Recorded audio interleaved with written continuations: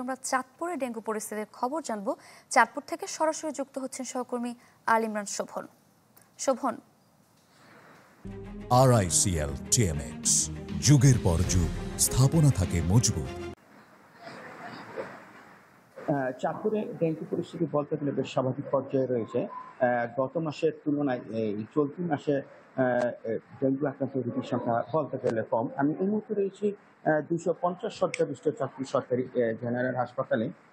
এই হাসপাতালে প্রতিদিন গড়ে 2-3 জন করে রোগী ডেঙ্গু আক্রান্ত যারা আছেন তারা এখানে ভর্তি আছেন এবং তাদেরকে প্রয়োজনীয় চিকিৎসা সেবা দেওয়া হচ্ছে। হাসপাতাল কর্তৃপক্ষ যেটি আমাদেরকে জানিয়েছেন, গত মাসে এই হাসপাতালে 38 জন ডেঙ্গু আক্রান্ত রোগী এখান থেকে চিকিৎসা নিয়েছেন। আর চলতি মাসে এখানে 12 জন রোগী এখানে চিকিৎসা তারা নিয়েছেন।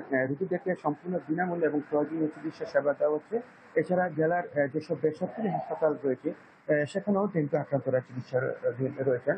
আমি এখানে হাসপাতালের যে কর্তৃপক্ষ রয়েছে এবং সিভিল সার্জন রয়েছে তাদের সাথে কথা বলেছি। তারা জানিয়েছেন চাঁদপুরে এই ডেঙ্গু আক্রান্তের কোনো ব্যক্তির মৃত্যু ঘটেনি। ডেঙ্গু প্রতিরোধে তারা বেশ সচেতন হয়েছেন এবং যারাই ডেঙ্গু আক্রান্ত হচ্ছেন তাদেরকে প্রয়োজনীয় চিকিৎসা সেবা দেওয়া হচ্ছে। আমাদেরকে আরেকটি বিষয় জানিয়ে রাখি, যারা ডেঙ্গু আক্রান্ত হচ্ছেন তাদের অধিকাংশই রাজধানী ঢাকা এবং চট্টগ্রাম সহ দেশের বিভিন্ন স্থানে কাজ করার সুবাদে সেখানে তারা ডেঙ্গুতে আক্রান্ত হয়েছেন। আর চাঁদপুরে জেলায় ডেঙ্গু আক্রান্তের হার তুলনামূলক কম।